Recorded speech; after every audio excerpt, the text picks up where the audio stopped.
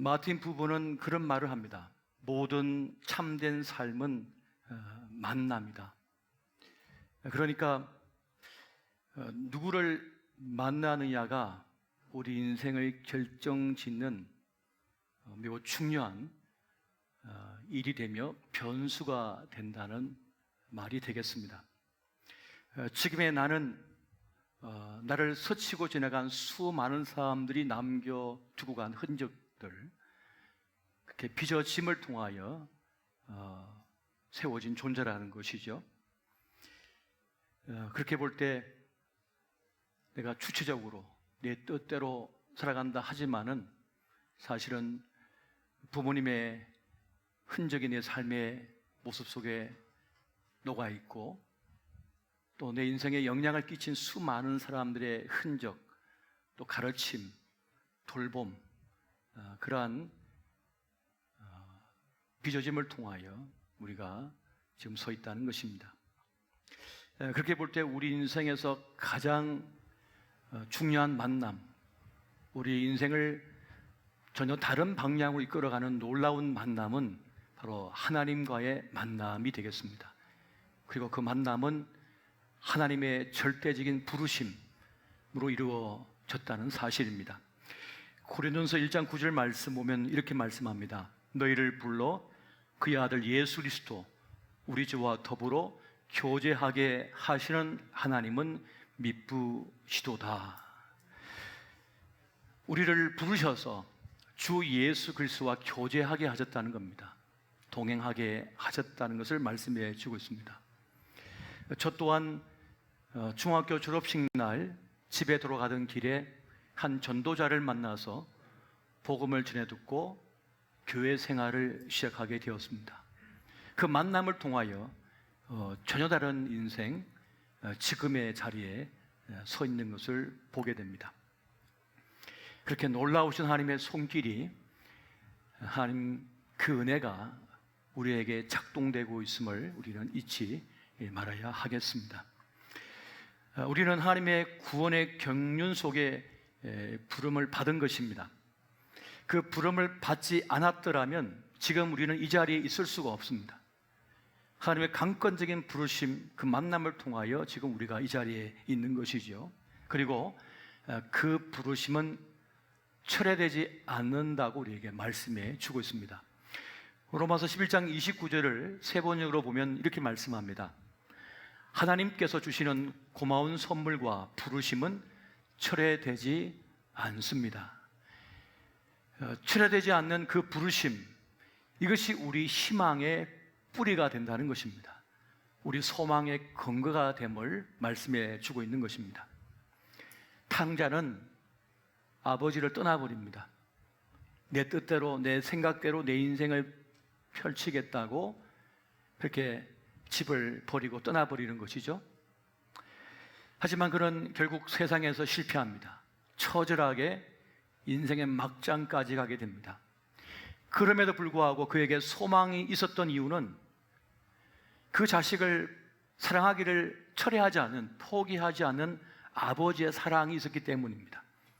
그렇게 하나님 아버지께서는 우리를 향한 부르심을 철회하지 않으며 지금도 여전히 그 문을 열어놓고 계시고 또 우리를 돌보고 계신다는 사실입니다. 이것을 믿으시기 바랍니다. 이 사실만 알아도 우리는 인생을 살면서 좀 힘들고 어렵더라도 그를 버틸 내적인 힘을 가지게 됩니다. 지금 보이지 않아도, 지금 느껴지지 않아도 하나님의 돌보심, 내 삶의 자리에 함께 하시는 하나님 계신다는 사실이죠. 이것이 우리를 살게 하는 것입니다. 우리를 향하신 하나님의 부르심은 두 가지입니다. 하나는 구원으로의 부르심이고 또 하나는 사명으로의 부르심입니다. 먼저 이 구원으로의 부르심이 무엇일까요? 하나님께서 우리를 부르심은 우리를 구원하기 위함이셨습니다. 어떤 상황 속에 있든지, 어떤 죽을 죄에 있든지, 어떤 형편 속에 있든지 간에 주님은 우리를 살려내시기 위하여 부르십니다. 어떤 이들의 외침을 통하여, 손길을 통하여 우리를 계속하여 불러주시는 것입니다. 그렇게 하여 멸망치 않고 구원받게 하고자 하시는 것입니다. 우리가 잘 알고 있는 요한복음 3장 16절 말씀, 우리 다 함께 또박또박 한 목소리로 함께 보시겠습니다. 시작. 하나님이 세상을 이처럼 사랑하사 독생자를 주셨으니 이런 그를 믿는 자마다 멸망하지 않고 영생을 얻게 하려 하심이라. 아멘. 아멘이십니까? 하나님께서 우리를 사랑하셨습니다. 아끼셨습니다. 그래서 우리를 부르셔서 하나님의 자녀 삼아주시고 영생을 얻게 하셨습니다. 하나님께서는 우리를 구원하시기 위하여 아끼시는 것이 없었습니다. 그래서 독생성자인 예수 그리스도를 이 땅에 보내주셔서 우리의 생명을 살리기 위하여 대신 죽게 하셨습니다. 생명이 생명을 속전하도록 하셨던 것입니다. 그렇게 예수님께서는 하나님 아버지의 부르심에 따라 이 땅에 내려오셨고 자신의 목숨, 생명을 바쳐 우리를 구원하여 주신 것이었습니다. 그래서 이 세상에 가장 소중한 것이 생명이라고 하는 것입니다. 우리는 살면서 대단해 보이는 것이 많음을 압니다. 권력도 대단해 보이고 어떤 금은보화도 대단해 보이며 어떤 권세, 소유도 대단해 보입니다. 하지만 하나님께서는 그것보다 더 소중한 것이 생명임을 아셨기 때문에 우리에게 생명을 주고자 하셨습니다. 여러분, 세상에 참 많은 소유, 권세, 인기, 명예가 있습니다만 생명을 잃고 나면 아무 쓸데가 없습니다. 기억해 주는 사람도 없습니다. 그냥 사라져 갈 뿐인 거예요.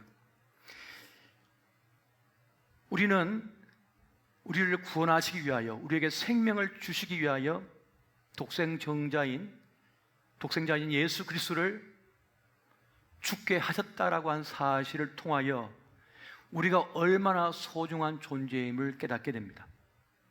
천하보다 귀한 생명 존재라고 하는 것을 우리는 이 십자가 사건을 통하여 깨닫게 되어집니다.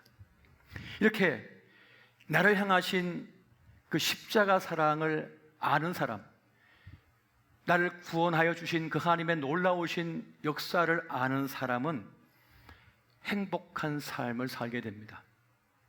이 세상에 좀 가진 것이 없고 좀 어려움을 당해도 행복한 삶을 살 수 있게 됩니다. 하나님의 사랑, 하나님의 구원을 확신한 사람은 그런 삶을 살 수 있다는 것입니다.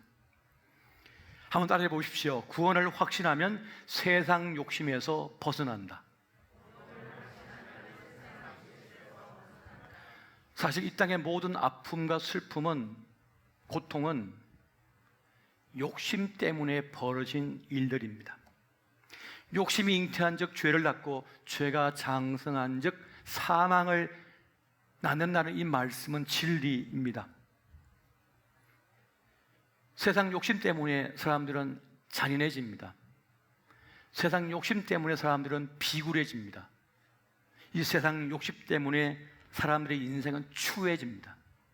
하지만 나에게 하나님의 생명이 있고 구원이 있다고 믿는 사람은, 그것을 확신한 사람은 세상 것을 덜 욕심냅니다.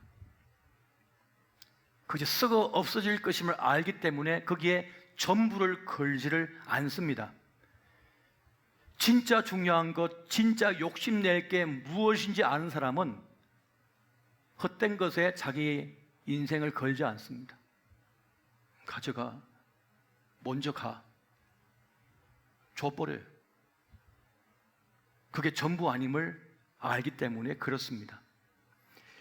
여러분, 우리는 예수님을 믿기만 해도, 예수님을 따르기만 해도 우리 인생을, 이 소중한 인생을 허비하지 않으며 어두움에 거하지 않게 합니다. 어둠을 피할 수가 있습니다. 우리 주변을 보면 얼마나 많은 사람들이 그 욕심 때문에 이 세상을 어둡게 살아가는지 모릅니다.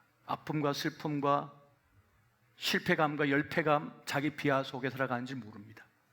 하지만 주님을 따르면, 주님과 함께 동행하면 빛 가운데 살아갈 수 있게 되어집니다. 요한복음 8장 12절 말씀 같이 한번 보겠습니다. 자, 시작.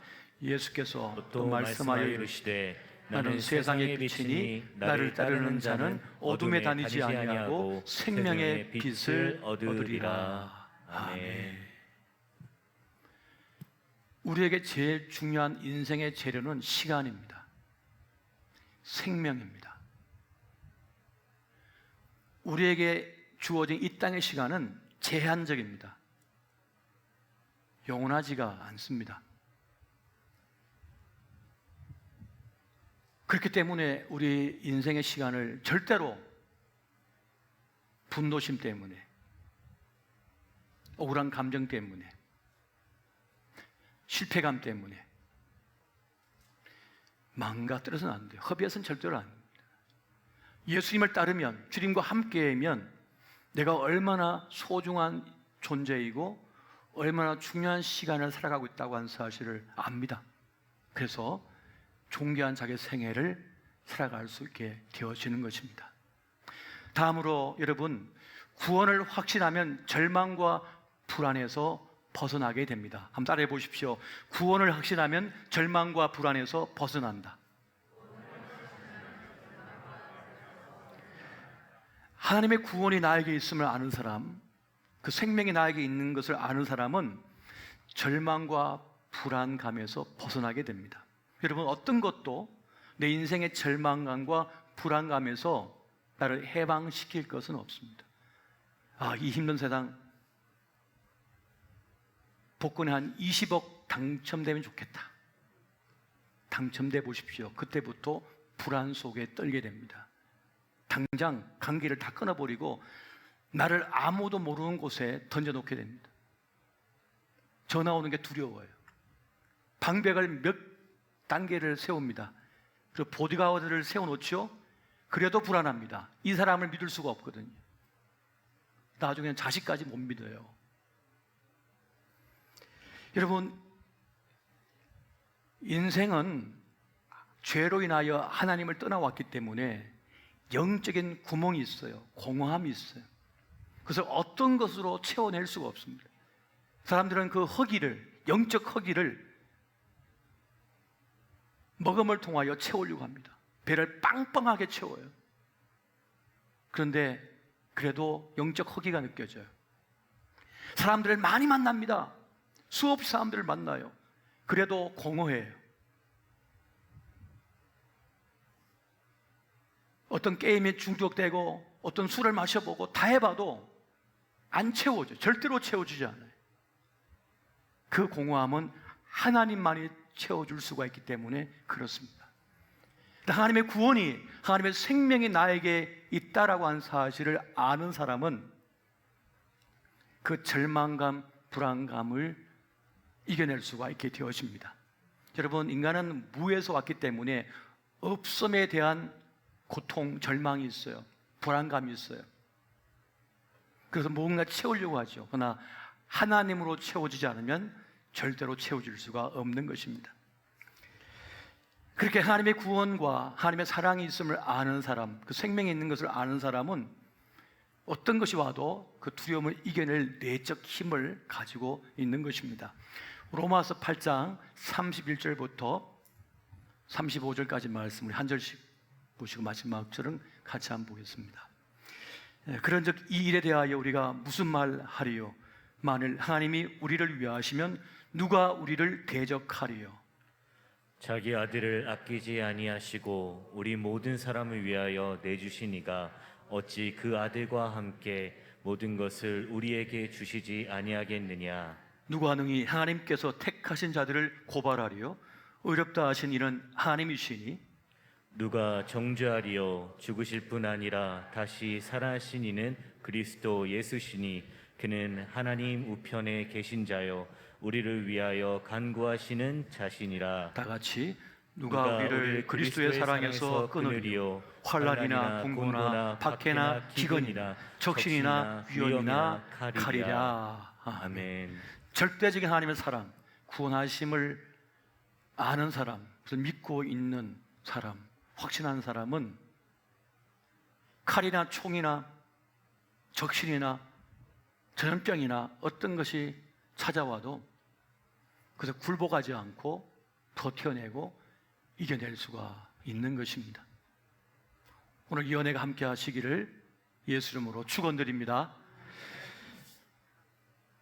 다음으로 여러분, 하나님께서 우리를 사명으로 부르셨습니다.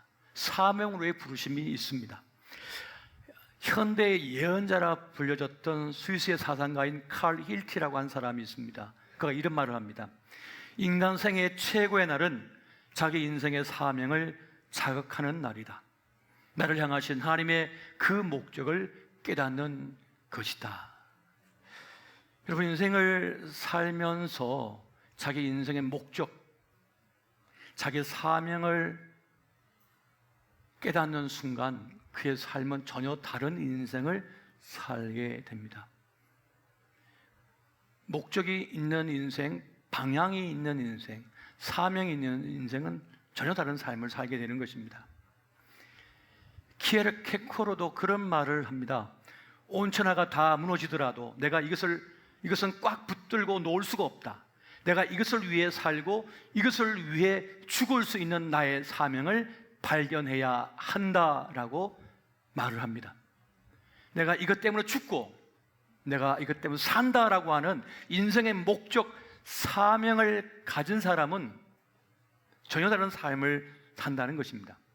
그러나 반대로 인생의 목적, 사명을 아직 발견하지 못한 사람, 그냥 주어진 대로 사는 사람은 자기 처지에만 골몰하게 됩니다. 자기 포지션에만 골몰한 인생을 살게 됩니다. 그래서 억울해요.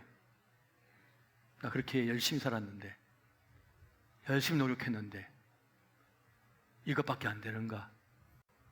이 자리에 있는가? 하면서 울분이 나요. 성실하게 살았거든요. 정말 열심히 달려왔거든요. 그런데 이것밖에 되지 않는가? 자기 포지션을 보며 억울한 마음이 가득 찹니다. 그래서 생각합니다. 이 세상의 구조가 잘못돼. 누가 중간에 빼먹었을 거야. 나에게 불이익을 줬을 거야. 이 세상을 향한 분노가 끓어오르는 거예요. 왜? 용납이 되지 않기 때문에 그렇습니다. 하지만 오늘 본문의 사도 바울은 억울한 감정이 없어요. 분노가 없습니다. 바울의 관심은 자기의 처지가 아니라 사명에 집중하고 있었기 때문입니다. 그런 구원의 복음을 전하다가, 죽어간 영혼들을 구원하기 위하여 복음을 전하다가 매를 맞고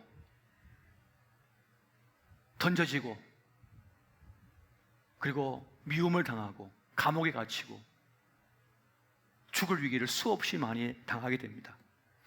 그럼에도 불구하고 그에게 억울함이 없습니다. 어떻게 하면 복음을 더 잘 전할 수 있을까?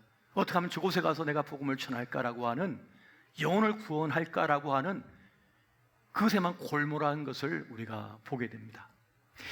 너희는 먼저 그의 나라와 그의 의를 구하라라고 말씀하셨습니다. 이게 무슨 말입니까? 목적 있는 삶을 살라는 것입니다.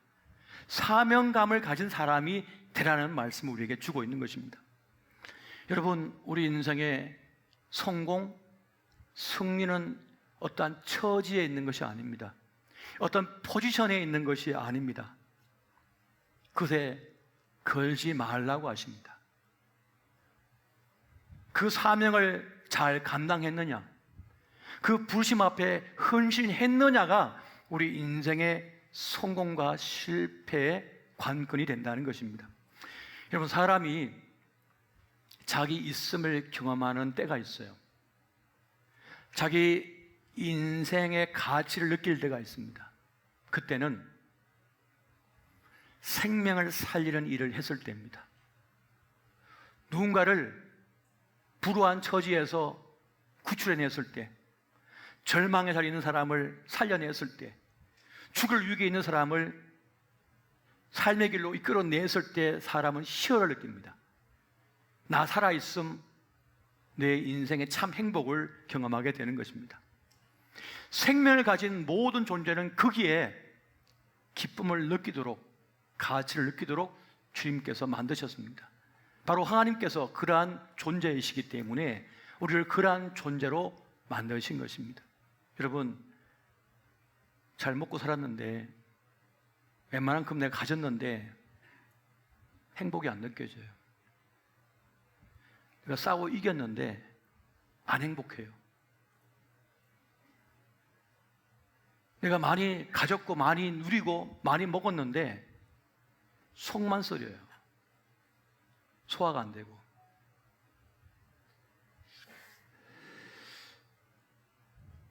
우리의 인생의 코드, 행복의 코드는 그게 있는 것이 아니기 때문입니다.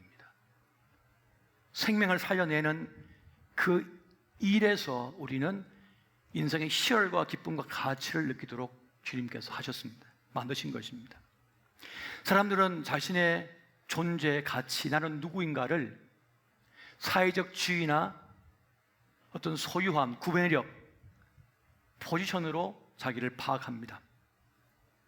하지만 주님께서는 그것으로 우리를 판단하지 아니하시고 하나님의 부르심에 헌신하고 있는가, 그 복음의 일을 하고 있는가로 우리를 파악하십니다.